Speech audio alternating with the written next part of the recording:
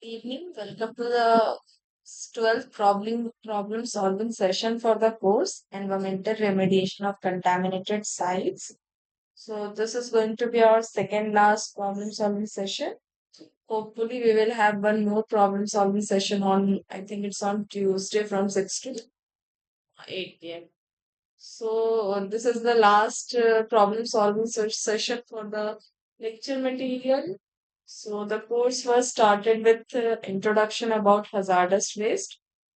So hazardous waste have very high corrosivity. They are highly ignitable and they are highly chemically reactive. So these are the properties of a waste which is considered hazardous. So after that, based few introduction about the hazardous waste, we discuss about the overall course outline, and then there was introduction about the hazardous waste laws in our country, and this is the hazardous waste management rule 2016, which is being followed. Along with it, we have also seen rules related to management of other waste like solid waste and biomedical waste. Then we have seen the risk associated with this hazardous waste. So we have calculated the risk associated with the both carcinogenic and non-carcinogenic pollutants. So two approaches were used. One was the deterministic approach, which predicts the hazard, but because of the lack of data points, the hazard identification is not that much accurate as compared to the stochastic approach. So in its stochastic approach, we have seen that Monte Carlo simulation is used, where different data points are generated using Excel, and after doing the Monte Carlo simulation, we find out the risk, and which and this risk gives us a better idea about the risk associated with the pollutant as compared to the deterministic approach. Then we have also discussed about the important points from the hazardous waste management of 2016 rules, and uh, and one of the important law or the test we can say for the hazardous waste is the TCLP test, that is the toxicity characteristic leaching procedure test. It is being given by US EPA, I think in the year of 1992. So in this test, what happens? Uh, Either the solid or liquid waste is rotated with along with the extractant solution, and after around 18 to 20 hours, the extracted solution is filtered, and in the filtered supernatant, we found out the various pollutants or concentration of various contaminants present in the in the waste. So from TCLP test, a waste is classified whether it is hazardous or not. So if after doing the TCLP test, the concentration of the contaminants are below the limit which is being given by TCLP test, then the waste is considered non-hazardous. But if the concentration of the contaminants is above the TCLP limit, then we say that this particular waste is hazardous and it should be handled and disposed of like a hazardous waste.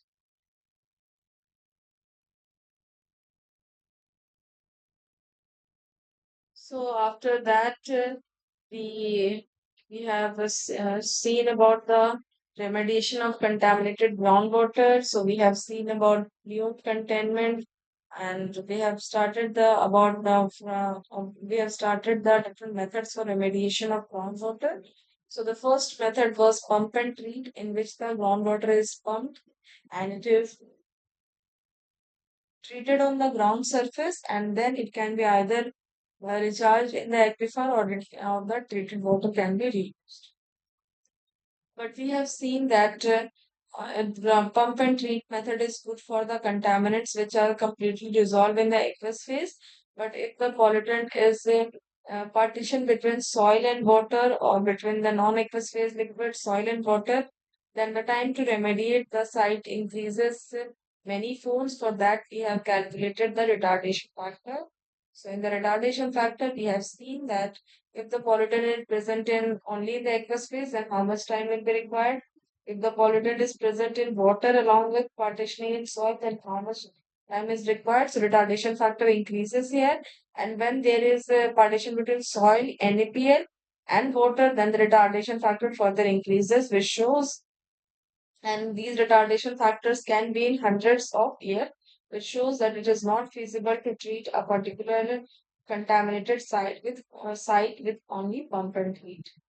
So then we have also tried to solve the questions based on retardation factor concept, and then we moved to the next method, which was the permeable reactor barriers. So, in a pump and treat, groundwater is extracted and treated on the ground. So, there is lot of structures which are installed on the ground surface, which is required for treatment of the contaminated groundwater. But in permeable reactor barrier, it is an in situ treatment in which the layers or these barriers with different compounds which help in controlling or removing the pollutant from the groundwater is installed directly into the aquifer. So after doing a extensive site investigation about the plume size, the flow of the plume in different seasons, and how and the amount of water that is there in the aquifer. After doing all these calculations, the PRPs are designed and they are installed directly into the aquifer. And this way the remediation takes place. So since the PRBs are in situ treatment, so very less structure are built at the ground surface. So the soil or ground surface above the contaminated site can be used for its usual purpose. So there is no need to block the ground for remediation. So in PRBs also we have solved numericals based on design of PRBs in which thickness of the permeable reactor barriers were found out. And also we have seen case study for each treatment method. So also for PRBs, we have seen a case study. So next we have seen the next method after pump and treat and permeable reactive barrier was the natural attenuation. So natural attenuation is something, if there is some pollutant into the in the environment, then it will be naturally degraded or converted into other forms by the microbes which are present in the environment. So so we have seen that we can enhance the natural attenuation by introducing the particular type of microbe which degrade a particular type of pollutant present in the aquifer, or also we can add some electron acceptors and donors depending upon the uh, physicochemical properties of the aquifers, which will further enhance the natural attenuation process. So then we have seen various mechanisms and for the degradation of the contaminants. And then we have also seen that the degradation can be both destructive and non-destructive. So destructive is something in which the form of the compound contaminant is converted from one compound to another. Suppose TCE will be converted to DCE. But in non-destructive, the form of the contaminant is like that. Only it is being immobilized or confined. Like TC will be like TC only, so it can be absorbed into some zero valent ion or other compounds, and the form will be like that only, like original one. So also we have seen a case study based on natural attenuation, and then we move to remediation by excavation and disposal. So we have seen remediation through solidification and stabilization.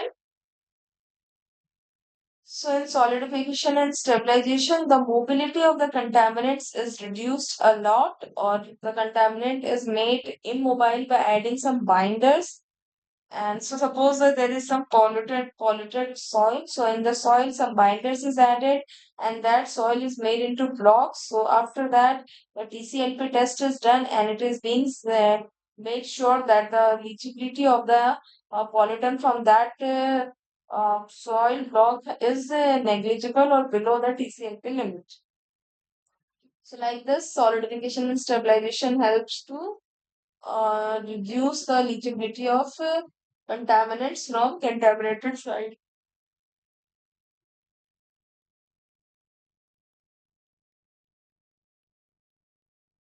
So then we have also solved few numericals based on the different fractions of binders and admixtures which will be required to solidify a particular type of waste. And then we have also discussed about the TCLP approach, and also we have solved few numericals based on the TCLP approach.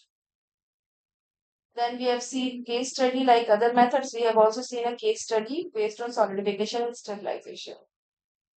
So after this, the next method treatment was chemical treatment, in which some oxidizing or reducing agents were added into the aquifers depending on the site conditions, which help in remediating the site.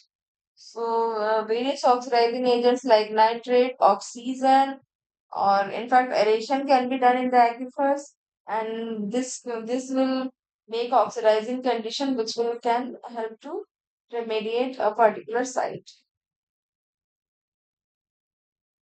And then we have seen a case study based on chemical oxidation. And then we have seen uh, lectures based on surfactant. So, uh, some sort of surfactant can be added during chemical treatment. So, these are further extracted.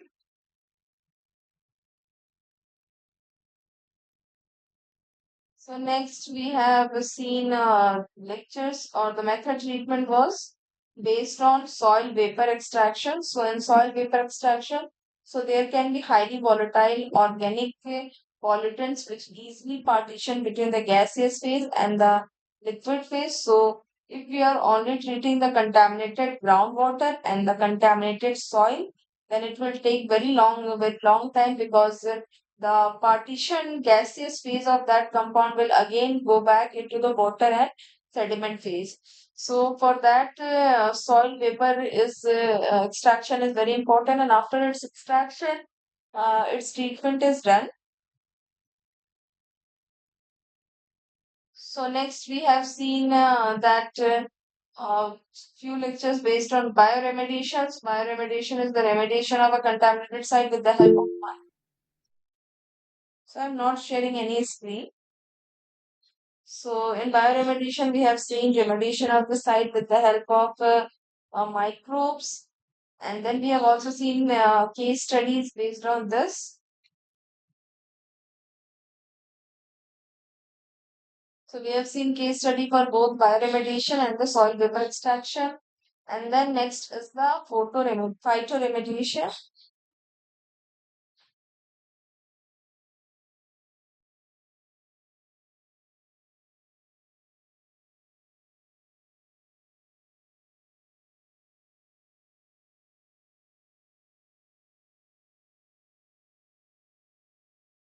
So phytoremediation is the involvement of plants. I think now the my screen is visible. Yes. So, in phytoremediations, plants are used to remove the contaminants from soil and groundwater.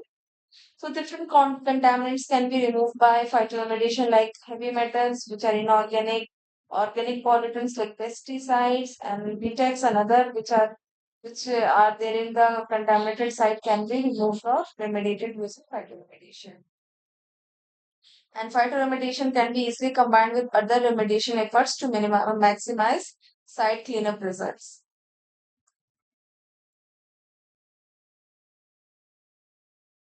So if we see the overall process for phytoremediation, so first there can be transpiration and phytocontaminant containment effects. That is, transpiration from the trees induces the cone of depression, and next mechanism is phytosimulation and microbial degradation. So there are some microbes in the vicinity of the on the plant roots also, and also in the soil.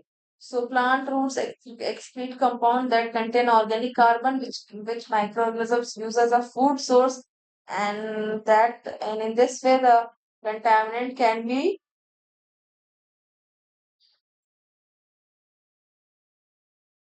degraded. The third mechanism is phytodegradation. So So if suppose a trees has taken the contaminant, so trees has natural substances in their roots, stem and leaves that can help them to break down the contaminant. So the fourth process is phytovolatilization. So the plant ability to remove EC from the leaf surface once it has traveled to the plant. So if the contaminant like TC has traveled to the leaves, so from leaves it can be removed from the leaf surface. And the last one is phytostabilization. So plant can bind with contaminated contaminants, and through this the mobility of the contaminants can be reduced. So now let's go to the second part. So the second lecture for week 12 was on.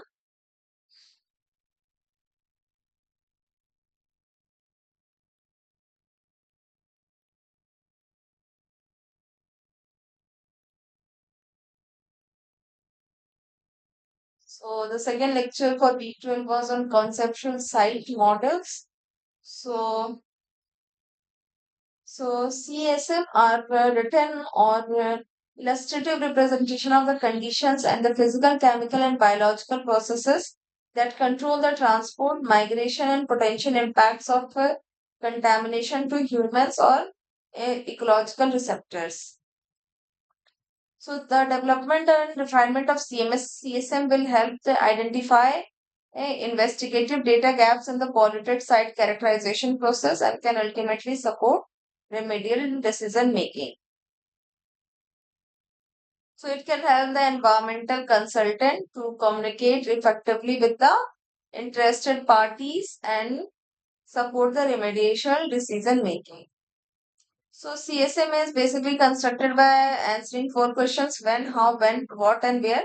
So when means when the contaminant, when the spill started, exact date of the spill, the history of the polluted site. If it is well known, the consultant can predict which contaminants are likely to present, because with time some contaminants convert one from one phase to other. So, what are the contaminants? Generally, mixture of contaminants are released. So, it is also very important to determine what are the contaminants in that particular site. And then the source zone. So, from a plume started, suppose here is the source zone. So, a plume spreads from the source zone. So, the determination of the source is very important for the remediation. And next is the where will be the contaminants travel. So, this tells about the fate and transport of the contaminants. So there will lot of computational models and statistical laboratory studies is required to find out the traveling of the contaminants. So, so this is the two-dimensional CMS CSM, and this is the three-dimensional. So for the remediation, so for complete remediation of any particular site, uh, multidisciplinary, it is a multidisciplinary approach is required, where experts from different fields and different interests come, and then a particular solution is given for a particular site. So next is the adaptive design and remediating engineering.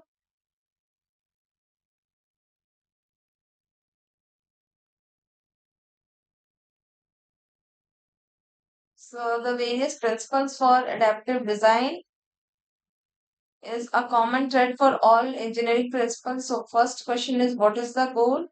So imagine and explore and give a design, and after that a prototype is made, and then it is tested and evaluated before giving the solution.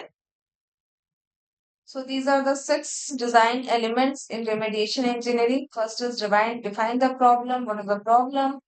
Then brainstorming, then a plan is made, and then it is tested. Again, it is defined and goes through brainstorming and planning, and then finally it is deployed to remediate a site.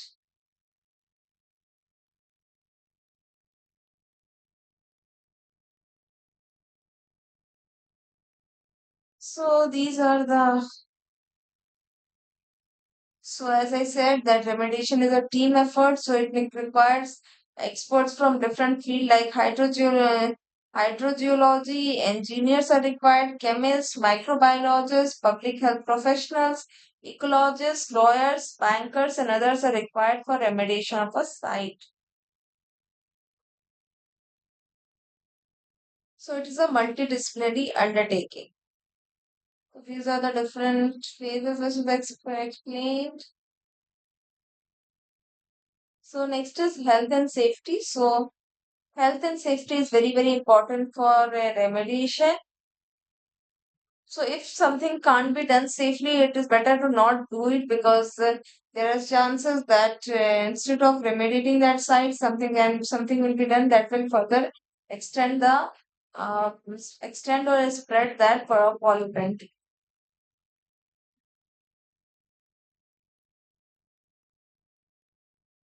So hierarchy of hazard control is engineering control, work practices and administrative control, and personal protective equipment. So these should be there. So these are the environmental conditions like volatile emissions and odor should be controlled. Dust and particular emission should not be very much. Noise should not be there. Vibration and subsidence should not be there. Traffic should not be affected. There should be proper security and surface water should be protected. So, and during the entire adaptive design process, all findings and results must be properly documented, and health and safety plans are always site specific. So, next part is solubilization theory.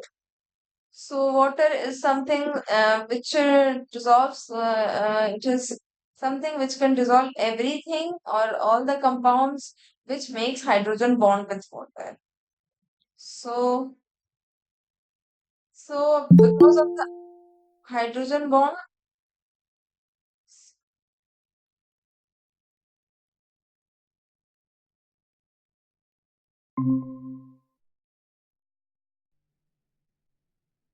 so because of the hydrogen bond which water forms with the other water molecules, it has higher surface tension, high freezing and boiling point, and high density of liquid water as compared to its solid form, and it is a universal solvent. So all polar compounds can be dissolved in water. So non-polar compounds cannot dissolve in water because they do not hydrogen bond with water. So next is dissolution. So if a solid can form hydrogen bond with water, it acts very much like water and there is no great disruption in water structure. So we can say that when salt like salt that is NaCl is added in water, then NaCl forms hydrogen bond with water by dissociating in Na plus and Cl minus, and it acts like water only, and uh, so here is the example. So this is the plus that is which forms hydrogen bond with water molecules, and chloride ion also makes one of hydrogen bonds with water molecule and it dissolves in water. So the next sort of compounds are hydrophobic compounds. So these are the compounds that do not form hydrogen bond and they are that's why insoluble in water. So next, what is the solution? So solution is a homogeneous mixture. So suppose water and sugar are added and we get a homogeneous mixture and which the sugar molecules has uh, in which the water molecules has completely dissolved in water. So in solution, if we do a sampling, then the if we do a sampling for a particular site, then it will resemble completely with the entire bulk of the resemble completely with the entire bulk.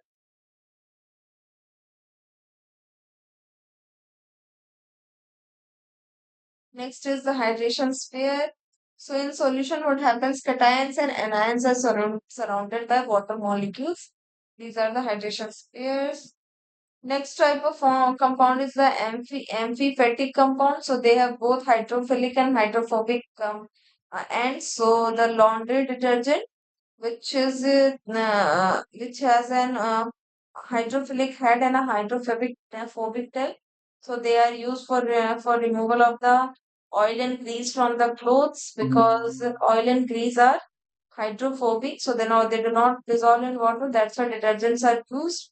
which form micelles in water and remove the oil and grease from the clothes. Next is the surfactant. It is a surface active agent. So it has both ends. So it has a hydrophilic head and hydrophobic tail. So there can be different types of surfactant. Anionic surfactants have a negatively charged head. Cationic surfactant have a positively charged head, and zwitter ion surfactant has a positively and negatively charged head group. So there can be in zwitter ion both negative and positive head groups are present. And in non-ionic surfactant does not have any charge but has an uncharged polar head group.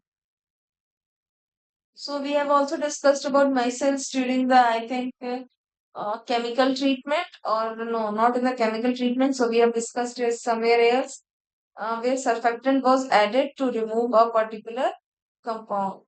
So surfactants when dispersed in water, so these amphiphilic molecules which has hydrophilic head will assemble into cluster of surfactant molecules with their hydrophobic portion in contact with water, while their hydrophobic parts are out of contact with water. So these are the hydrophilic heads which are in contact with water, but the hydrophobic tail are away from the water. So these structures are called micelles, and the center of the micelle is hydrophobic, and the hydrophobic contaminants in they partition from the aqueous phase into the micelle, because hydrophobic compound contaminant does not want to stay in water, they want to come out from the water, so they will partition from the aqueous phase into the micelles.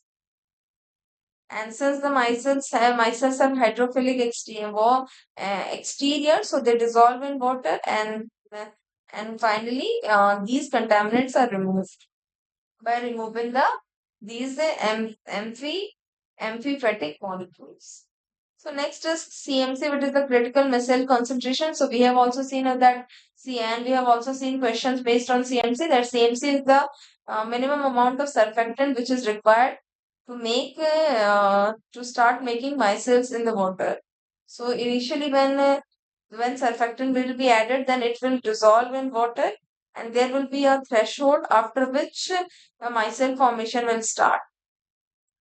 So that's why minimum surfactant concentration needed to enable the surfactant to do their job, that is to make the micelles, is known as the critical micelle concentration. And of course, it will depend upon the type of surfactant. Next is the surface tension. So the presence of surfactant in the aqueous phase, they interferes with the hydrogen bond, thereby reduces the water surface tension. The next lecture. So this is the part 2 for solubilization. So after solution and surfactant, next is emulsion. So emulsion is a mixture of two liquids that normally they cannot combine. Like oil and water is a classic example. So that is mayonnaise. So in mayonnaise,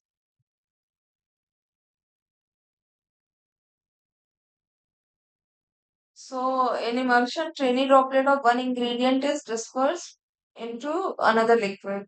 So first example is milk, where water is considered the contrast phase in which oil is dispersed. So it is a oil water emulsion. Next is the Nivea cream, in which water is dispersed in oil. So it is a water oil emulsion, and blood is also emulsion of alu- albuminoid substances in water. So the difference between solution versus emulsion. So solution is completely transparent, or there can be color, but it is homogeneous throughout. But in emulsions, these can be transparent, translucent, or clear in case of micro emulsions. But macro emulsions are generally not clear or translucent. So the next question is if there is two different liquids into the milk, then why they do not separate? Because of the link, because of the presence of an emulsifier, that is casein in case of milk, which hold both water and oil or fat molecules together. And in mayonnaise, the emulsifier is the egg yolk, that is the yellow part of the egg, which contains lecithin, a fat emulsifier. So that's why the oil is hold into the mayonnaise. So emulsions are chemically colloids. So colloids are the particle which do not settle upon standing. They remain in their they remain in the suspension, and they follow a Brownian movement or a zigzag movement because of the bombardment of the particles with each other. So it is a emulsions are heterogeneous mixture composed of tiny liquid particles suspended in other immiscible liquid, that is unmixable liquid. And colloids are larger than molecules, but they are less than 0.001 mm. That particles that small do not settle out and will pass right through most filter papers. So colloids are something, as I told, that they do not settle out and they can easily pass through most filter papers if the size of the pore of size of the filter paper is generally greater than this. So next question is how to create emulsions.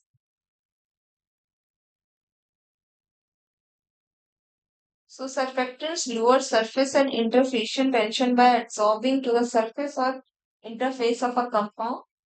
So decreasing the interfacial tension between the water and a non-aqueous phase by adding surfactant. So,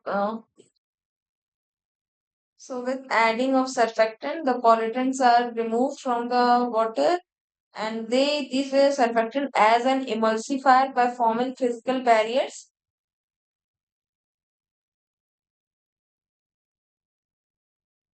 from NaPl droplets to come together and form and from coalescing. So these surfactant will act as an emulsifier. They will uh, uh, they will interact with NaPl and will associate NaPl with itself. And when the surfactant will be removed, these NaPl droplets can be removed.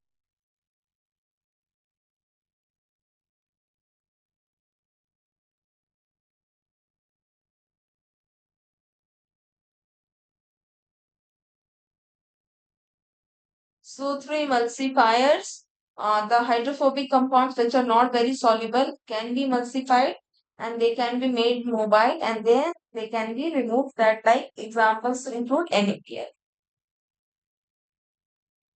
Next is a co-solvency. So it refers to technique of using co-solvents for enhancing the solubility of otherwise poor soluble compounds.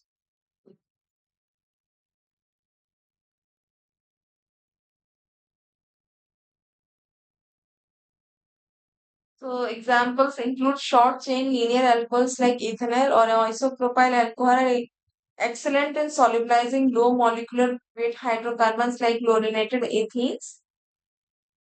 And these co-solvents has to be non-toxic, which is why methanol, which is toxic, is not used for remediation. And for higher molecular weight, longer chain hydrocarbons co-solvents will be required. So here we can see a graph where the solubility of the PC is increasing with ethanol and isopropanol.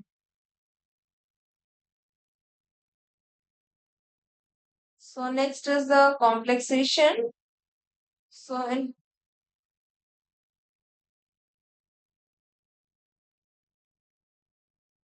complexation is the intermolecular interaction between a host molecule and a guest, which leads to the penetration of the guest molecule partly or completely into the cavity of the host molecule. So this is the last lecture for week 12. So it is about enhanced aquifer flushing techniques. So what does solubilization theory have to do with site remediation? So modification, alteration or changes of the groundwater physical-chemical properties can enhance the removal of the contaminants from the ground subsurface. So the hydrophobic compounds adhering to the soil can partition into the flushing solution. And since these compounds has come into the flushing solution, so these can be extracted and the contaminant can be removed. And the NaPl which we know is hydrophobic. It either can be a low density or a high density. They can be mobilized from the pore spaces into the soil or sediment and can be removed. So there can be solubility enhancement. So the removal of the little soluble or less soluble contaminants from the contaminated aquifer can be improved by adding chemical agents that artificially enhance solubility. So we have seen that we can use either surfactant or co-solvents or cyclodextrin. So the solubility can be enhanced by either micelles formation or macromolecules or by using co-solvency.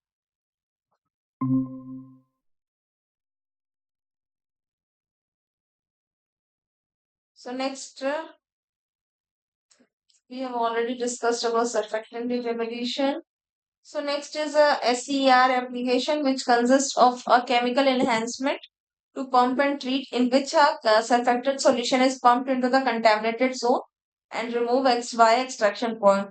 So in pump and treat, we have seen that the contaminant which is only present in the water can be extracted and treated, but if it is being partitioned between the sediment and NaPl, then it takes very long time for the remediation. So in SER technique, what happens? That a surfactant solution is pumped into the aquifer. So, and while pumping out the water, the contaminant which were in soaked into the soil and NaPl phases will also be extracted and can be removed. So here we can see that SER, it is an in situ treatment technology. So here from the surfactant is injected and it will start acting and it will immobilize the contaminants from the soil and NaPl phase and it will bring into the water aqueous phase and finally it can be extracted through the extraction well and then can be treated. But there are chances of downward movement of the NaPl phase, so uh, it should be used with caution. Next is co-solvents. So they are also like surfactant. They enhance the mobility and solubility. It is also an in situ remediation technique where the solubility of hydrophobic compounds are increased using the two or three solvents we have seen there.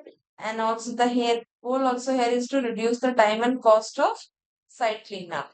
So these were the treatment techniques for remediation of the contaminated sites. So, and these were the lecture materials from week 12.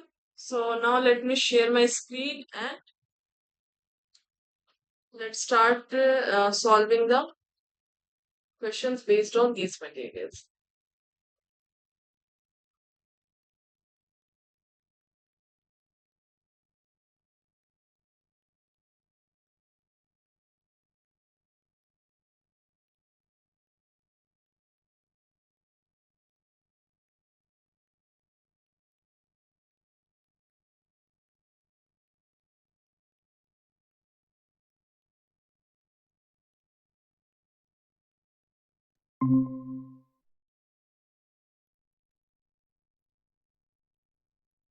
So, the first question is,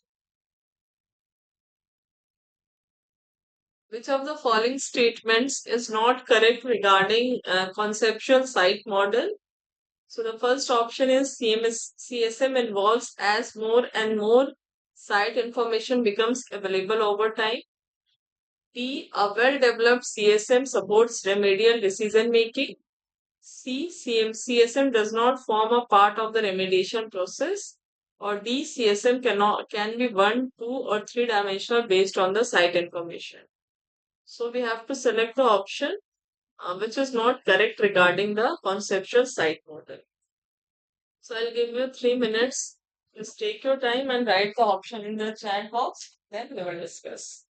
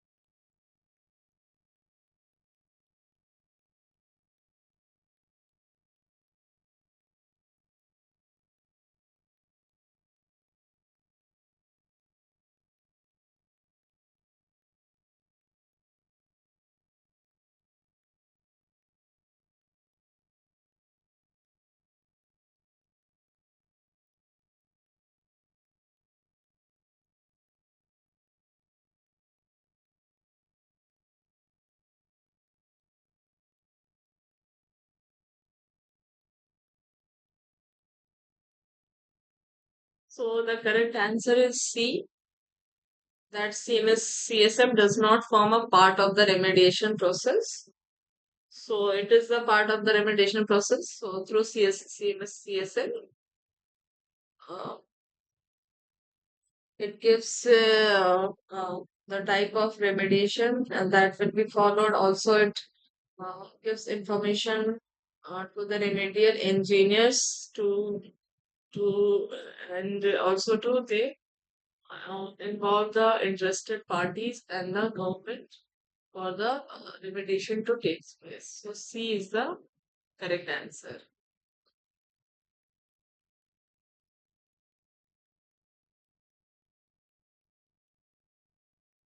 Now let's move to the next question. So the next question is match the following. So left side is the aspects of adaptive design. First is the remediation requirement. So the features is the cost or performance specification. Next is the remediation constant. So the features are cost, performance specification.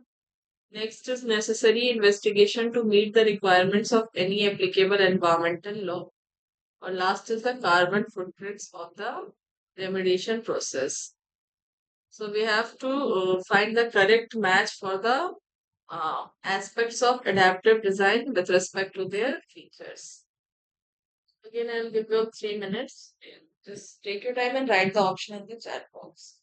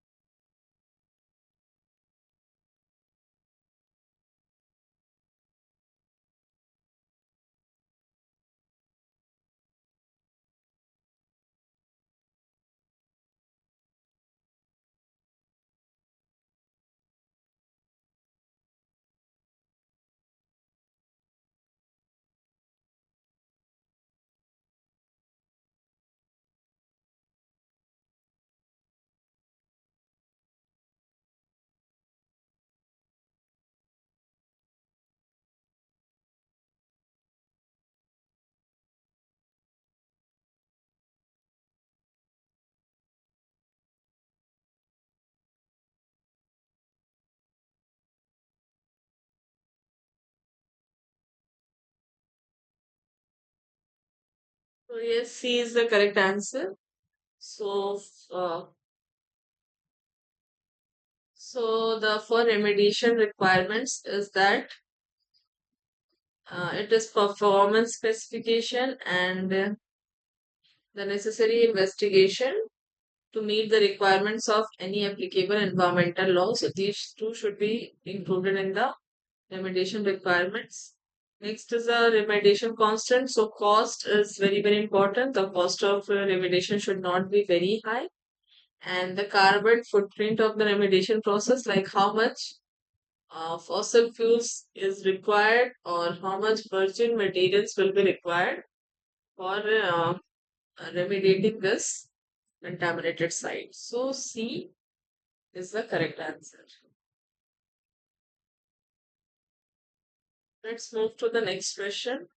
So the question is, while ethanol is considered to be good solvent in remediation process, methanol is of no use in remediation process because of its high volatile nature, not toxic, C toxic, or D non-volatile. So again, I will give you 3 minutes. Please take your time and write the option in the chat box.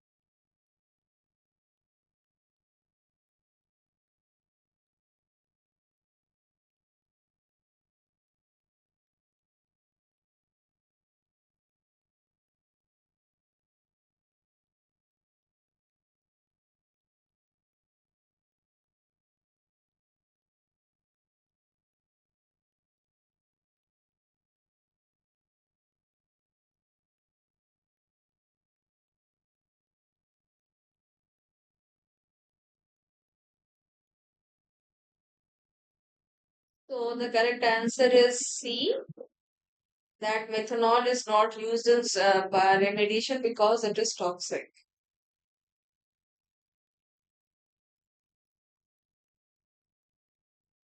So let's move to the next question. So we have, again, this is a match the following. So we have to match the type of CSM with its features. So the three CSM are, so dynamic conceptual site model, digital and early.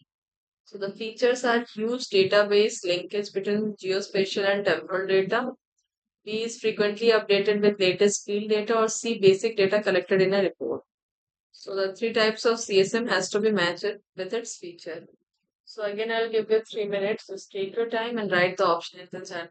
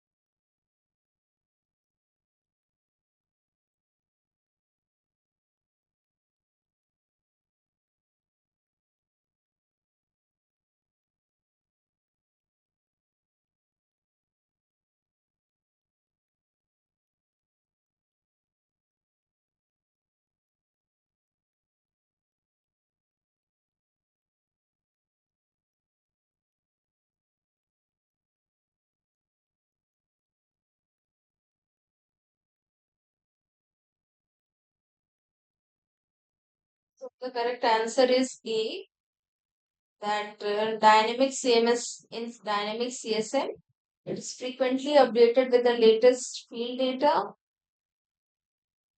and the digital CSM is consists of a huge database and there is linkage between geospatial and temporal data, and last is the early CSM, which is the basic data collected in a report.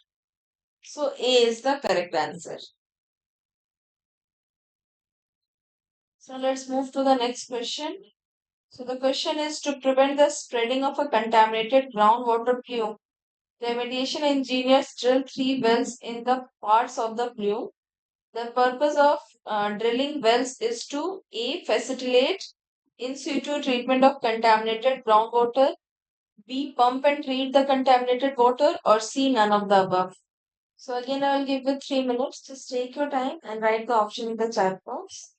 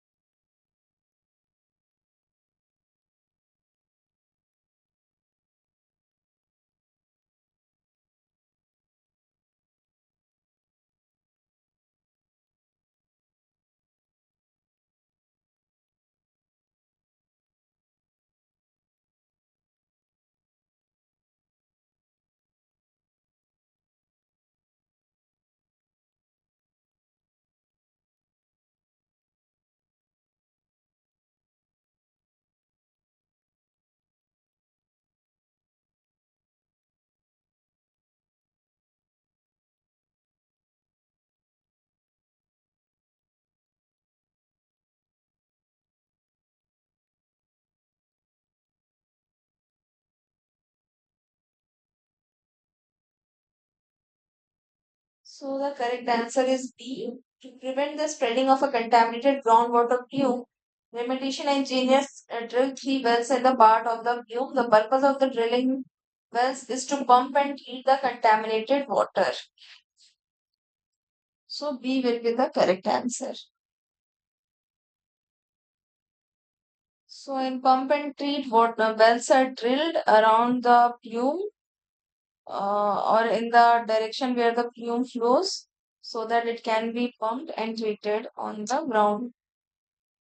So the next question is the drilling of three wells monitored in question 6, mentioned in question 6 requires extensive field testing to determine which of the following parameters: A. Hydraulic conductivity of the soil, B. Well yield, C. Capture zone, or D. None of the above. So again, I'll give you 3 minutes. Just write your answer in the chat box.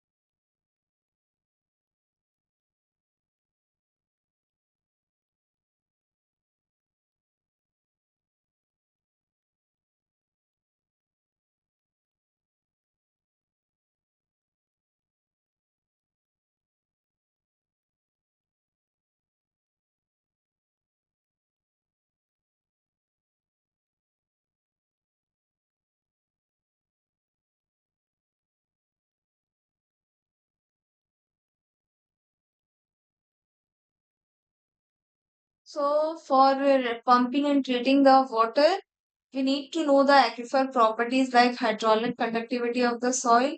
We need to know the well yield and the capture zone of the contaminated plume.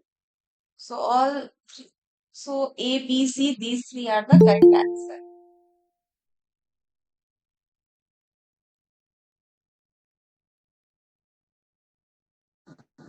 Let's move to the next question.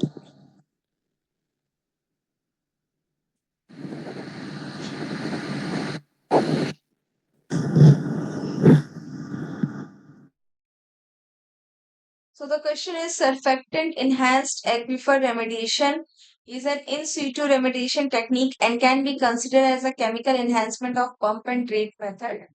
You have to say whether the statement is correct or not. So again, I'll give you 3 minutes. Just take your time and write the correct option in the chat box.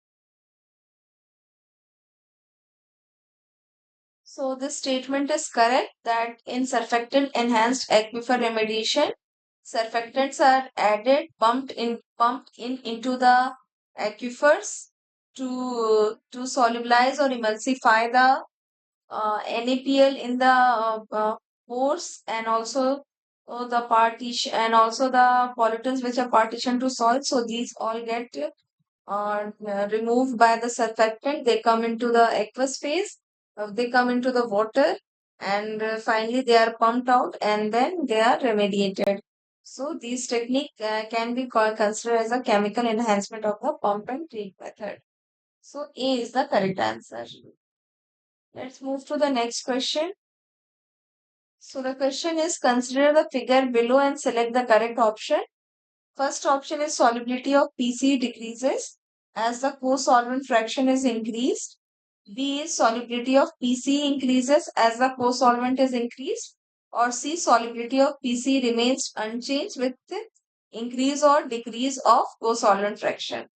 So again, I'll give you 3 minutes. Just take your time and write the option in the chat box.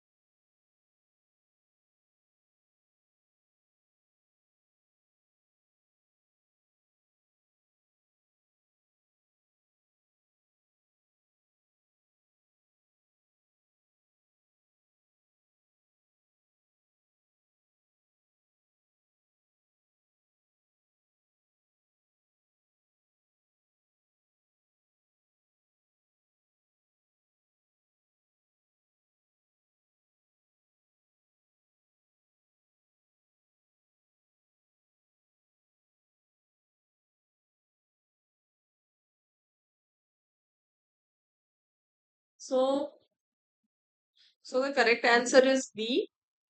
That from this graph we can see as the co-solvent fraction is increasing, the PC solubility is also increasing. So P solubility of PC increases as the solvent fraction is increased. So B is the correct answer. So I think this was the last question based on week 12 material. So I hope the questions were clear to you all. So if you have any doubt, then you can ask, or else we can end the problem solving session here, and we will meet on Tuesday for the last problem solving session.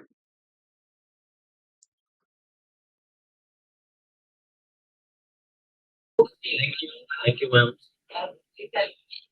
Thank you so much for joining. Have a nice day.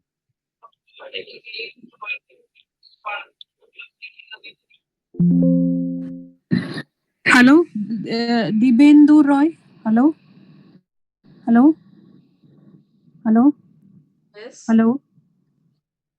Ma'am, this what about the other problem solving session?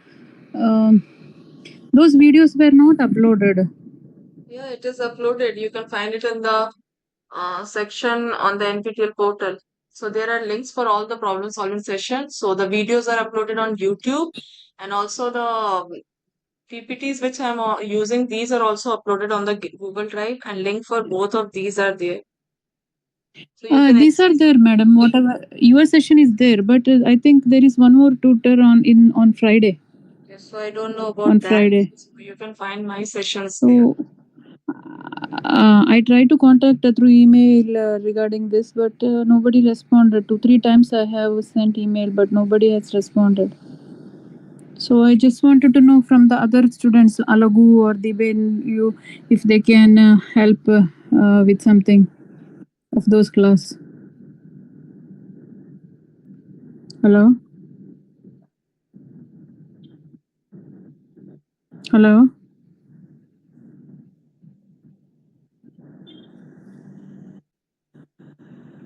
So Alagu, can you please reply her whether you are able to access the problem solving session from the other team?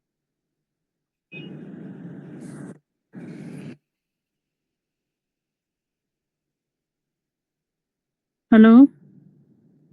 I think Dilshit, you can also raise your question on the. I think there is a section on the portal where you can ask questions. So on the question forum also you can raise your query. Okay. Okay, I will check there then. Okay. Okay. Okay. So Tuesday will be the last one. Yeah, Tuesday will be the last one. Okay. What time, ma'am? Time will be I think from 6 to 8 p.m. only. So you Six will to get eight. the Okay. notification one day before that. Yeah. Okay, ma'am. Okay. Thank you. Okay, thank you.